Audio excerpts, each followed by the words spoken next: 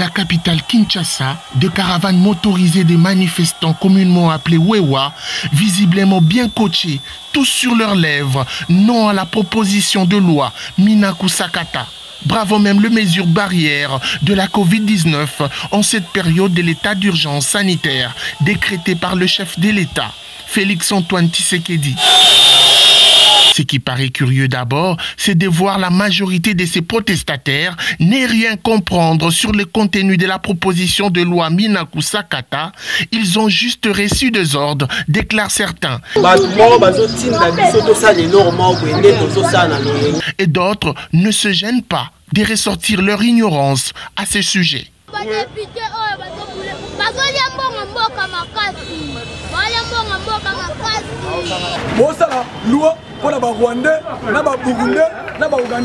Une protestation dite pacifique, mais qui malheureusement s'est soldée par de pillages, actes de vandalisme et de barbarie dans la ville, au point de s'attaquer aux paisibles citoyens qui librement vaquaient à ses occupations.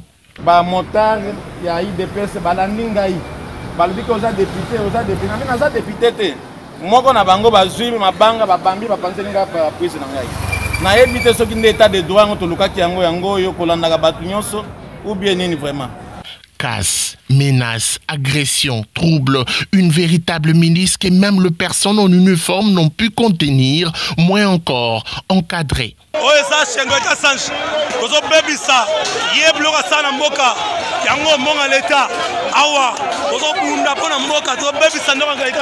Dans la ville, des accusations des victimes s'orientent vers l'UDPS, parti au pouvoir, des accusations qui ont été vite balayées par le cadre de ce parti qui parle d'un soulèvement populaire. Une couverture qui semble être un trompe-l'œil, puisque sur ces images, l'on sait entendre l'identité de ces manifestants qui se réclament tous combattants.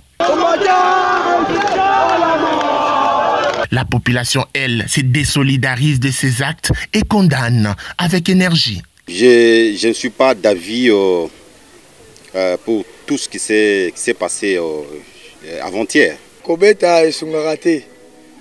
Normalement, c'est que ceux qui likambo eza esengaka kovanda ko solo la likambo dans la miliable. C'est pas bon puisque tout ce que nous sommes en train de casser, ce sont des choses de nos frères congolais.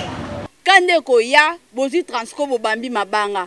Oyezo sunga biso même na ba transport même na biloko ebele. Basali mabe ndenge ya kende ko panza ya kende ko bebisa. Bana na biso bazotanga te tozana posa mboka ezala na kimia. Ce qui semble bizarre, c'est aussi le silence radio du patron de la territoriale, Gilbert Kankonde, vice-premier ministre et ministre de l'Intérieur et Sécurité, qui est également membre de l'UDPS.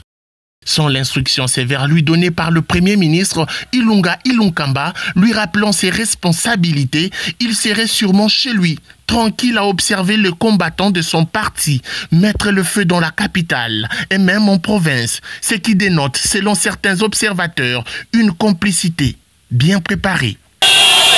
L'état de droit dont parlait Étienne Tshisekedi rencontre-t-il la philosophie de son héritier politique, Félix-Antoine Tshisekedi?